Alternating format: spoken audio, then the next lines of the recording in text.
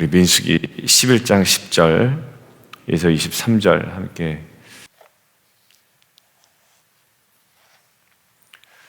저와 여러분들이 어떤 상황을 보면 야, 저거는 진짜 말도 안 된다 라고 공통적으로 느끼는 상황들이 있을 겁니다.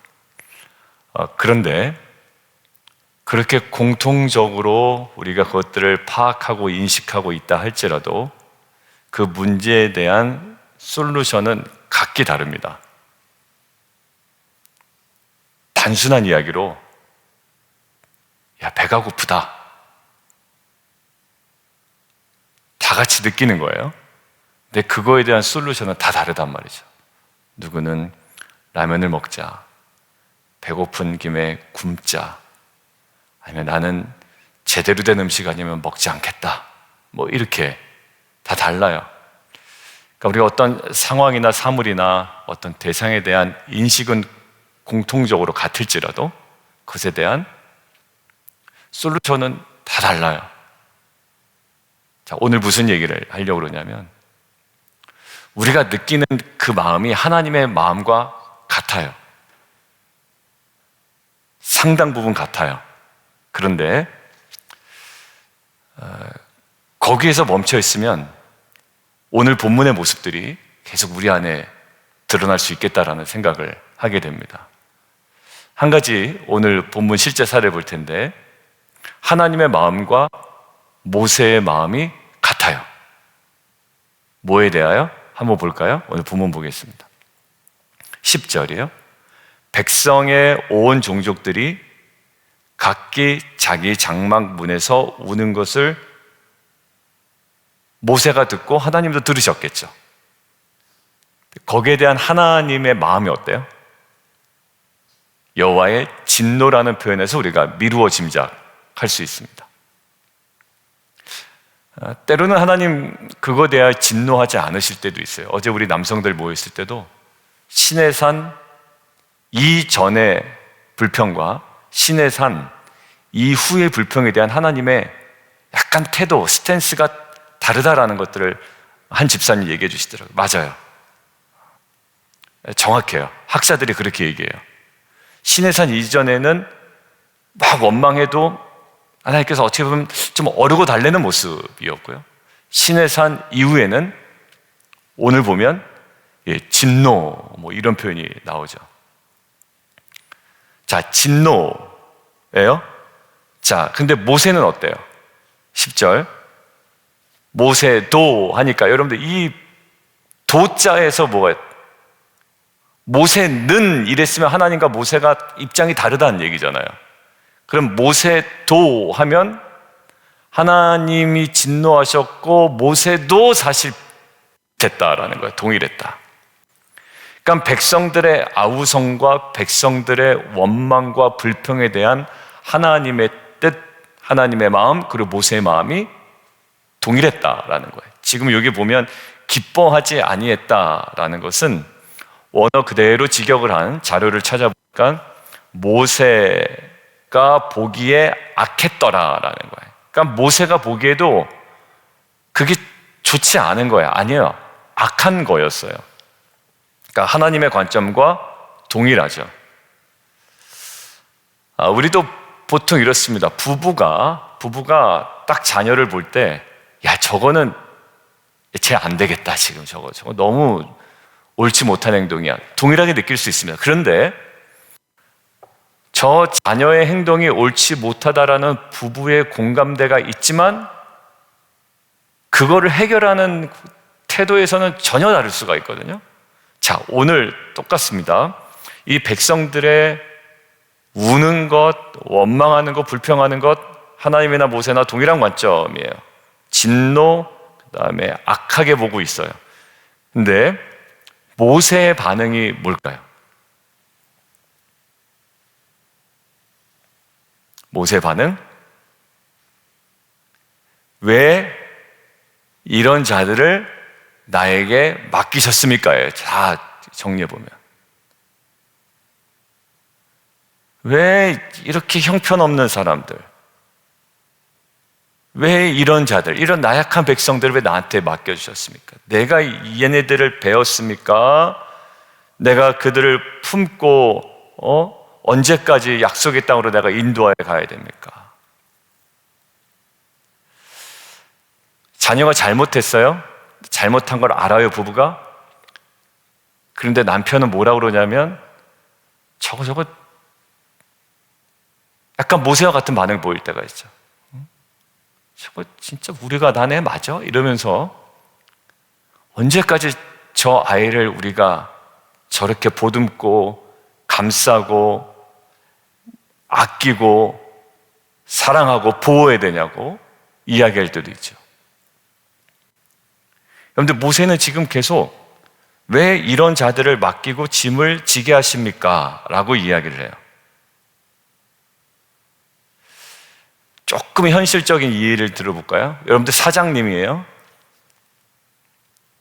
직원이 마음에 드는 직원이 100%일 수는 없어요. 마음에 들지 않는 직원이 있고 좀 불편한 직원이 있을 수 있어요. 근데 하나님 보시기에도 그럴 거예요. 그 직원의 게으름이라든지 그 직원의 좀 약간의 거짓말이라든지 그 사장 보기에도 마음에 안 들고 하나님 보시기에도 마음에 안 드실 거예요. 근데 그때 사장의 반응이 어떻게 저런 직원을 나한테 하나님 보내주십니까? 근데 그 직원 그런 걸 알아요. 그리고 그 성도 그런 거 알아요. 그리고 그 자녀 그런 거 알아요. 여러분들 제가 목회자인데 아주 그냥 좋은 훈련된 사람들만 교회에 오는 것을 꿈꾸고 있었다면 그런 교회는 없겠죠. 그러면 그때마다 하나님도 알아요. 그 성도가 부족한 거 알고 그 집사님 부족한 거 알아요. 근데 그때마다 제가 어떻게 저런 분을 저한테 맡겨주셨습니까? 왜 저분을 데리고 내가 목회를 해야 됩니까? 이런다면 너무 하나님의 마음과 다르겠죠. 그것이 팀장이라면, 텐트직이라면, 부모라면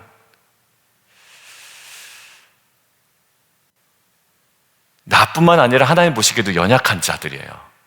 누가? 우리의 자녀가, 또 우리의 성도가, 우리 텐트의 가정들이, 또 우리 팀원들이, 나의 직원들이 내가 보기에도 그렇고 하나님 보시기에도 연약한 자들인데 하나님은 맡겨주신 거예요, 저한테. 부족하지 않아서가 아니라 우리 편하라고, 우리 만족스러우라고 준 게 아니라 우리에게 맡겨주셨다. 그럼에도 불구하고. 근데 모세의 반응은 왜 이렇게 짐을 지게 하십니까? 짐처럼 여겨요. 여러분들 결국 첫 번째 오늘 보고자 하는 거는요, 사명을 짐짝 취급한다 이렇게 돼요. 우리가 하나님께서 이스라엘 백성 60만 그리고 다 포함하면 200만을 모세에게 맡겨준 이유는 사명이죠. 근데 모세가 영성이 떨어지니 어떻게 됩니까? 그거를 짐짝 취급합니다. 이거를 이렇게 묵상을 하다가 어제 예수님의 모습과 연관된 모습이 없나요? 라고 이렇게 좀 질문을 던져놓고 잠깐 생각을 하고 있었어요. 근데 한 가지 떠오르더라고요. 예수님에게 있어서 예수님은 완전한 하나님이십니다. 그러니까 이 땅에 오셔서 예수님의 기준에 만족스러울 만한 사람이 있을까요? 없어요. 저와 여러분도 사실 만족스럽지 않을 거예요. 여러분들 그거 보는 거 되게 쉽지 않습니다. 내 기준에 도다르지 않은 사람 보는 거 되게 쉽지 않아요. 여러분들 음식 잘하는 사람은 음식 못하는 사람들의 음식 먹기가 쉽지 않을 거예요. 왜? 내 기준은 이만큼 되어 있는데 막 이걸 가지고 맛있다고 하니 뭐 겉으로야 맛있다고 해주겠지만 속으로는 만족이 안 될 거예요. 예수님 입장에서는 누구 하나 만족스러운 사람이 없었어요. 특별히 3년 동안 사역하실 때도 제자들 중에서도 100% 만족되는 사람이 없었습니다. 수제자라는 베드로도 사실 그렇게 썩 만족스럽지 않았던 거예요. 막 무리를 걸어오다가 또 푹 빠지기도 하고 말을 알아듣는 듯 하다가도 말귀를 못 알아듣고 막 이랬단 말이죠. 여러분들 예수님 보기에 세상의 모든 사람들이 악했고 부족했고 연약했을 거예요.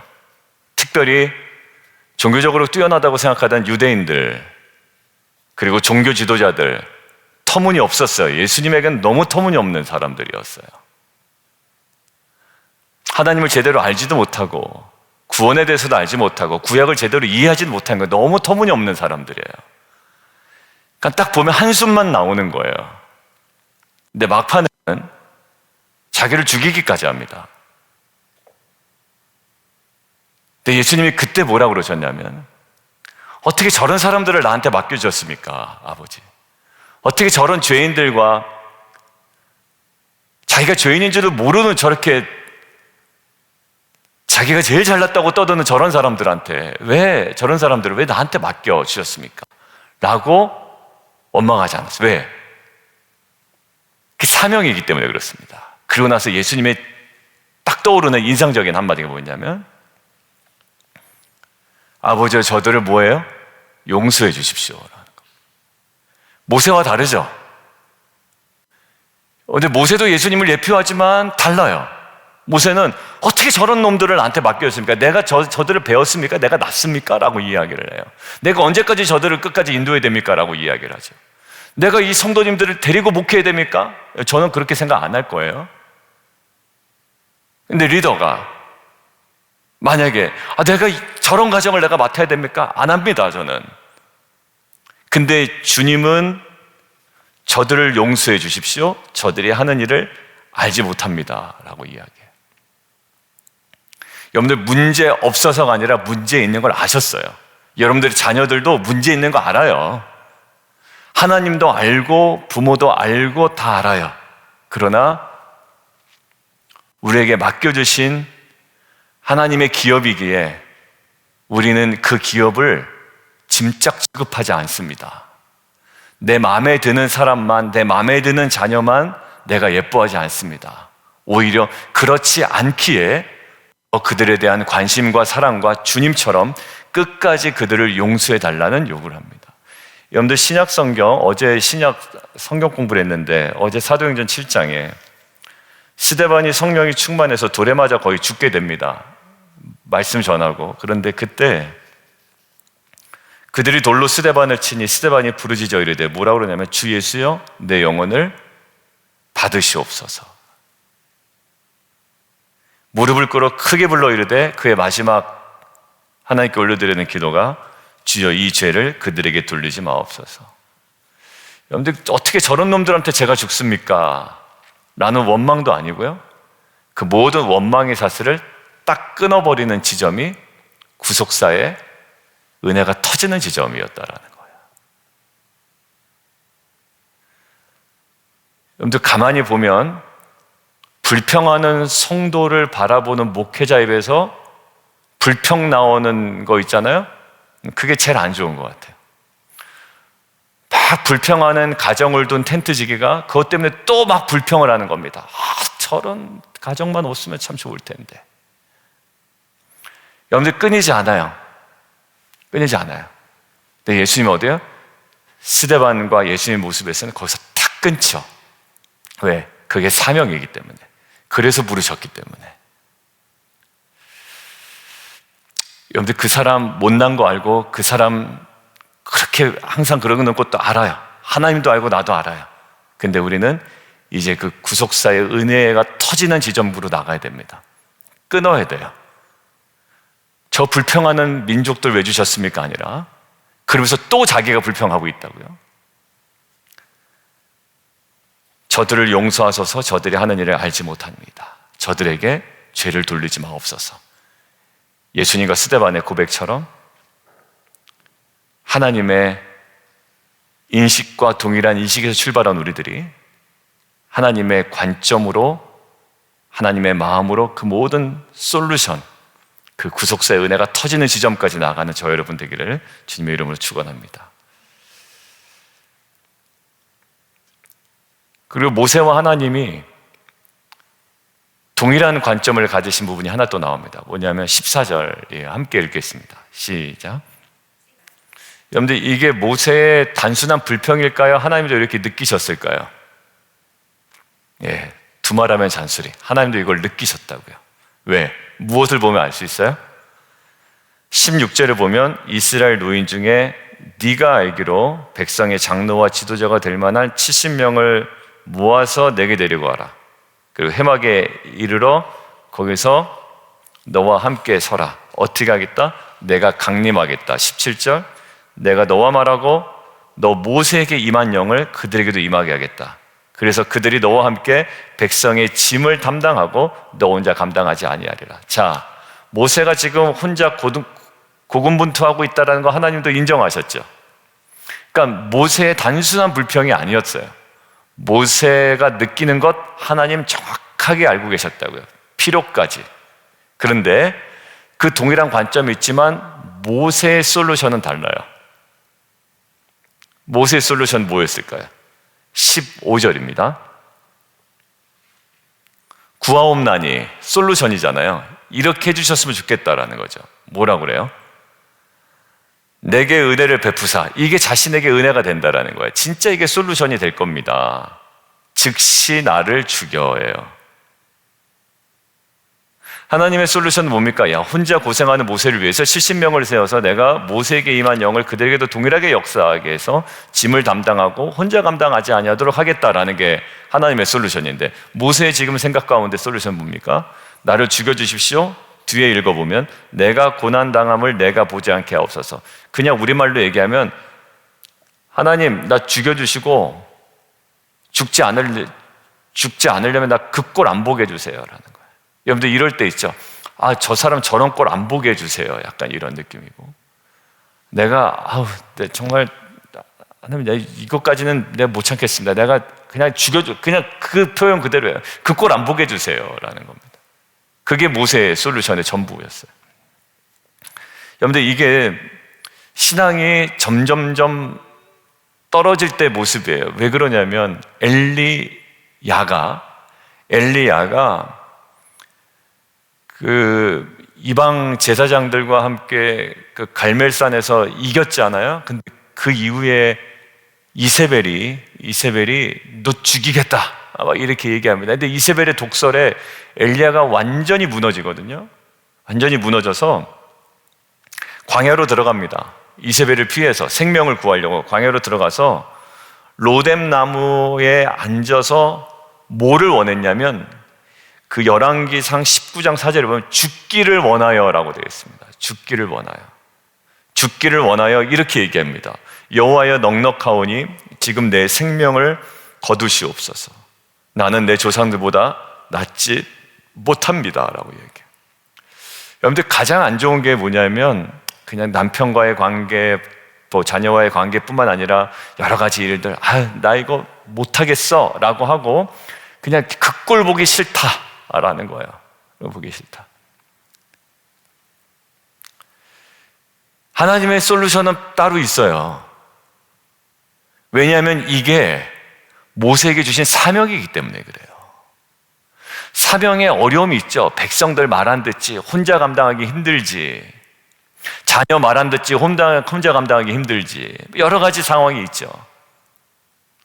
근데 지금 죽여달라는 거예요. 그 꼴 보지 않게 해달라는 겁니다.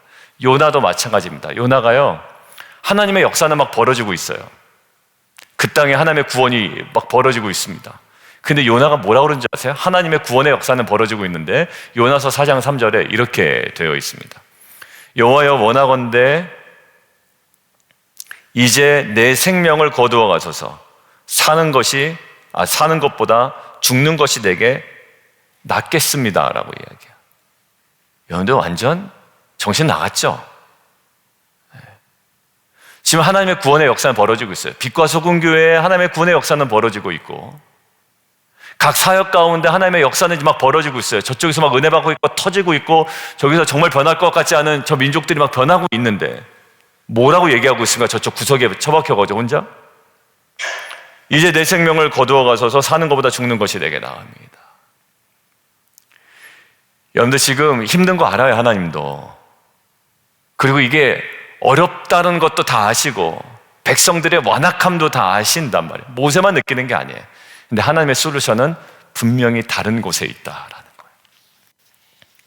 여러분들 저는 이 관점이 어제도 계속 얘기했지만 저 여러분의 육신적 반응과 땅의 반응으로 즉각적 반응으로 인하여 하나님의 뜻을 헤아리지 못하여 영적 품위를 잃어가는 저와 여러분이 되지 않기를 원합니다. 딱 됐을 때 좀 기다리는 거예요. 어제 우리 남성들하고 나눴을 때 그 얘기를 해놨습니다. 우리가 영성이 떨어질 때 가장 큰 특징은 불평이 제일 먼저 나온다라는 거예요. 하나님에 대한 기대감보다는. 오늘도 마찬가지죠. 하나님이 늘 할 수 있겠습니까? 이런 논조도 나와요.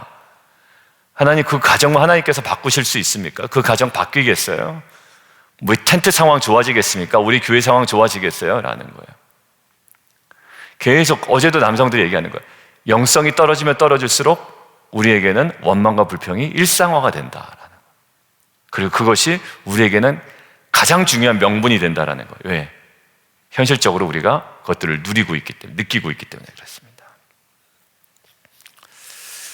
여러분들, 하나님의 분명한 하나님의 마음과 합한 우리의 인식이 있어요. 그렇지만 오늘은 그 다음 단계로 나아가야 할 지점이 어떠한 지점인지를 우리에게 분명하게 이야기합니다. 여러분, 이것들을 총괄하면서 하나 말씀을 나누고 마치겠습니다. 여러분들, 오늘 매출하기를 준다고 그러죠. 언제 동안? 한 달 동안.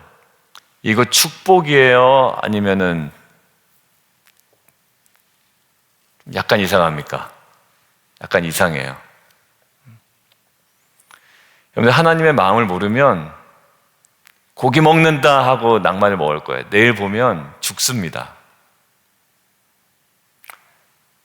제대로 먹지도 못하고 죽습니다. 여러분들, 저는 불평하다가 불평이 채워질 때, 이제 좀 살 것 같고, 이제 내 마음대로 되는구나. 여러분들, 이게 은혜인지 하나님의 진노인지 하나님의 마음을 잘 헤아릴 수 있는 저와 여러분 되었으면 좋겠어요. 여러분들, 내일 본문 보면 죽어나가요. 그리고 결국 끊임없이 그들을 먹였던 건 만나예요.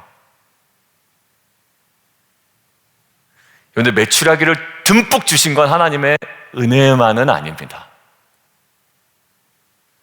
여러분들, 이게 제대로 전환이 되려면 뭐에 대한 인식이 있어야 되냐면, 출애굽의 목적을 정확하게 깨닫지 못하면 매출하기 보고 즐거워하다가 죽어나가는 이스라엘 백성과 똑같습니다.